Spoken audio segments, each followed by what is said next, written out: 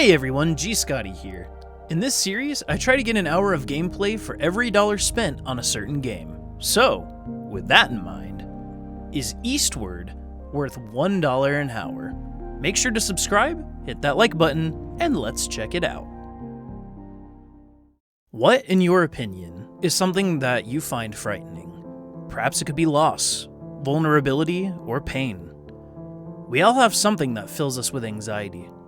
Fear, though unpleasant, is simply something every single one of us must experience. For me, though, one thing keeps me up at night more than anything else. As H.P. Lovecraft once said, the oldest and strongest kind of fear is the fear of the unknown. To not know what tomorrow brings, if my loved ones are safe and sound, if I truly have a purpose, the unknown will always keep me up at night with a racing mind. It's funny, when you look at a game like Eastward, you wouldn't be judged if fear of the unknown didn't immediately cross your mind. When I first bought the game, all I could think about was how lovely I thought the pixel art was and how cool the dystopian environment looked. However, I was quickly pulled into a story that left me feeling incredibly uneasy. As much as I found myself laughing at the dialogue and thrilled by the wondrous landmarks, I would also be met with genuine shock, finding myself taking in a sharp gasp as impending dread filled my very being. Eastward is funny, cozy, enthralling. Eastward is unnerving, dark, and haunting. Eastward manifests what it means to be afraid of the unknown.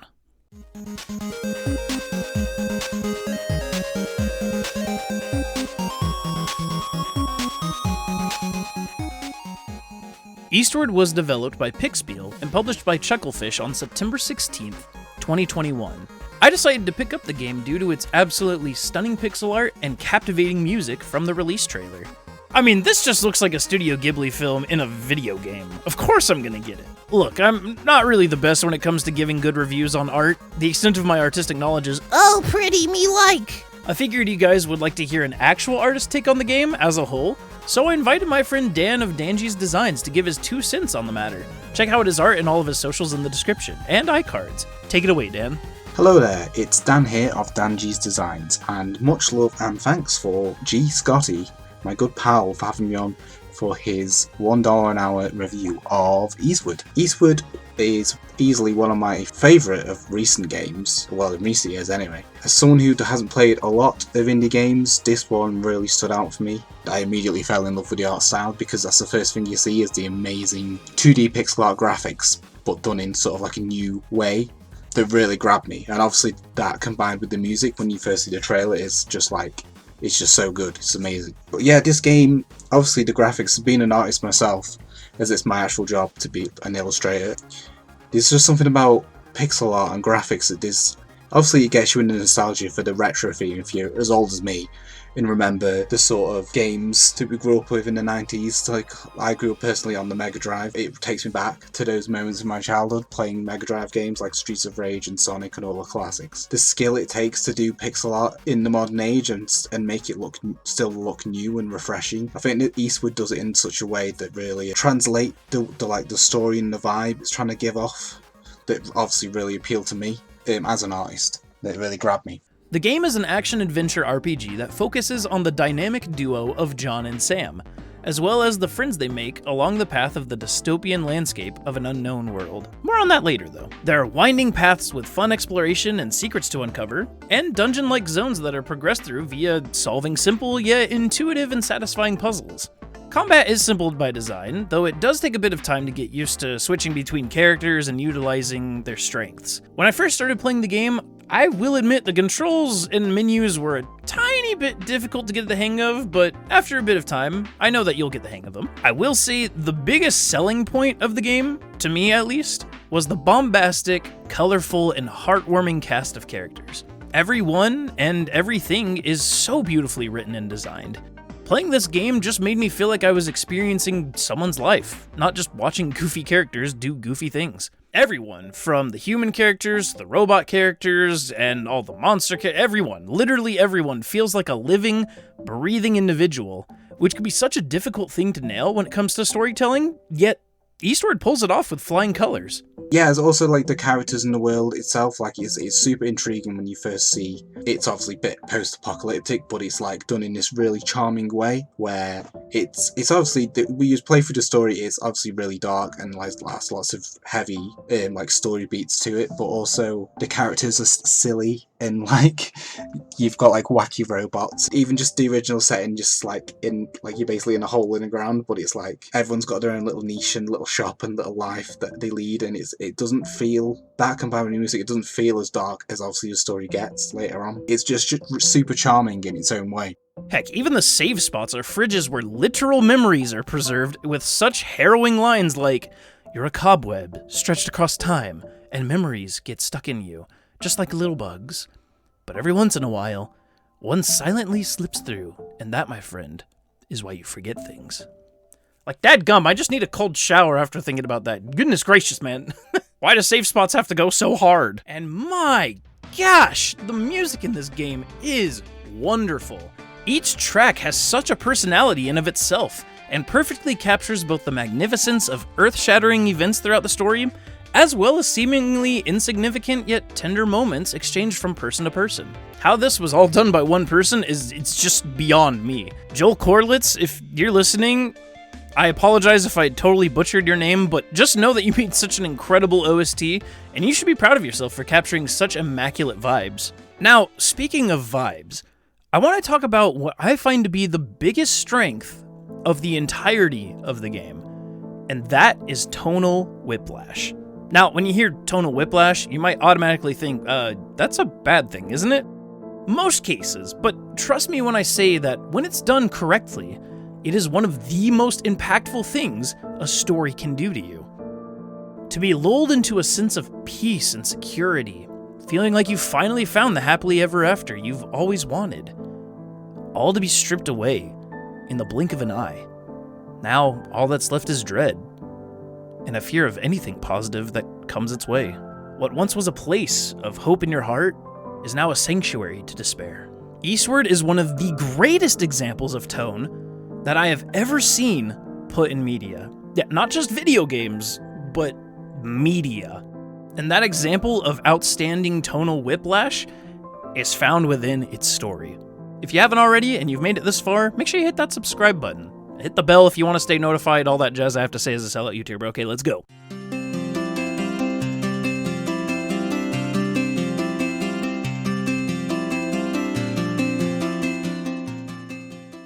Our story begins with our two main characters, a young, optimistic girl named Sam and her caretaker, who's a miner by profession and a mean cook named John.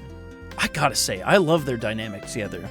What do you think about them, Dan? I've always had a soft spot for characters where you play as a sort of hero, in quotation marks, where you're charged with looking after a young innocent along the way sort of thing. You're sort of like a parent and child vibe, even though John isn't the direct parent of Sam in this game, but obviously you find out more later on in the connection and stuff that they grow. But yeah, there's something like that sort of relationship in the game that really like appeals to me. Is it's sort of like the thing in Monsters Inc. that sort of vibe where you've had these two unlikely characters have to look after this young innocent child, and that sort of theme is prevalent throughout this game. And obviously as you play throughout, Sam has her own sort of abilities that she gets, but you still need to control John as your sort of hero, sort of guarding her. And there's now recently I've become a father that sort of whole parent and child vibe, it resonates with me even more because obviously now I'm a parent, you sort of start to feel that on a more personal level. The relationship between the two grows as the story progresses. Is like you feel it big time. John and Sam live in an underground city called Pot Croc Isle,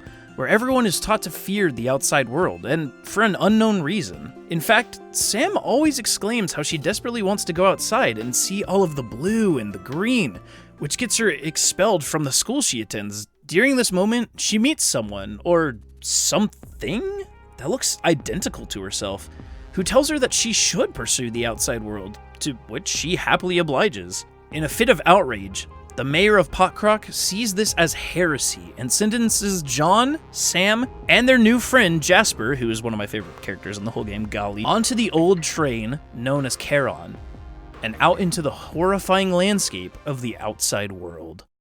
Except, it isn't that bad at all. In fact, the outside world is incredibly beautiful and even peaceful. John and Sam make friends with people who have made a town called Greenberg. And after helping them with their livestock, some of their new friends ask if they're going to stay and make a life for themselves. Everything seems so good.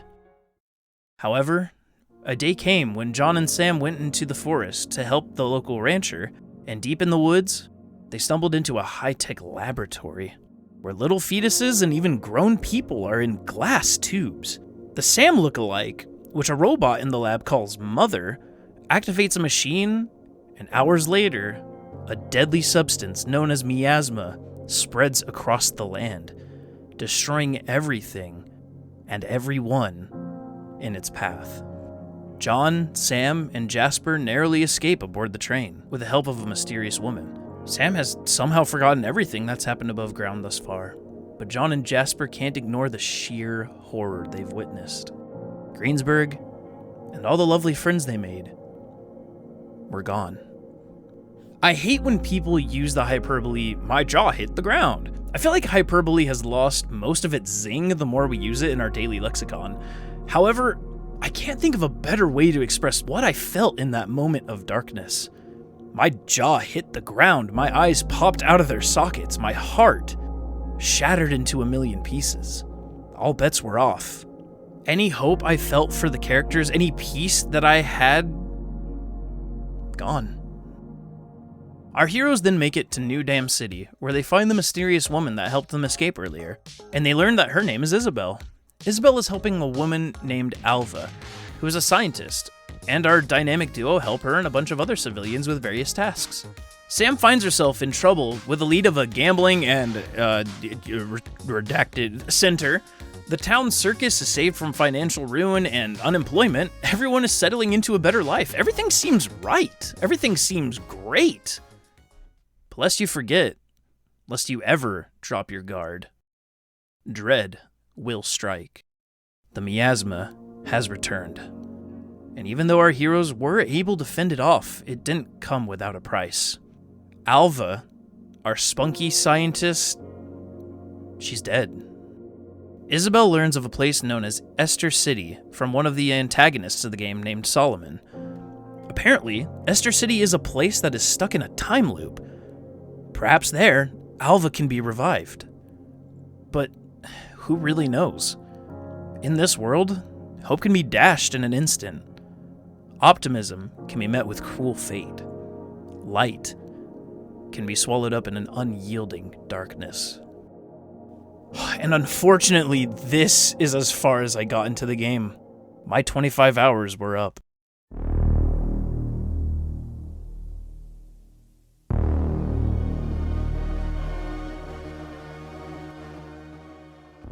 I admit, I know that I am a very slow gamer. I didn't get the game finished within the 25 hours I gave myself. I try to take things in almost obsessively, and Eastward is the gift that keeps on giving and giving and giving. I am far from completing the game, and more than ever, I just want to sink my life into this story until it's completed. Then I probably just need to take another very, very cold shower. The fear of the unknown, the probability of immeasurable despair, the infectious camaraderie, and the spirit of adventure, Eastward has so much soul to offer within its story. However, I think Dan, who has had the opportunity to play this game in its entirety, says it best. Take it away, man. It's a game that by the end it had an emotional breakdown because it was it hit me hard. It catches you quite off guard with how deep and sad and emotional it can be. It balances off with the whimsical nature of it, and it's just honestly just one of the best indie games I've ever played, and I recommend it wholeheartedly to anyone else who is looking for a big grand adventure. So, what is the final verdict? Is Eastward worth $1 an hour? Yes. And give me DLC.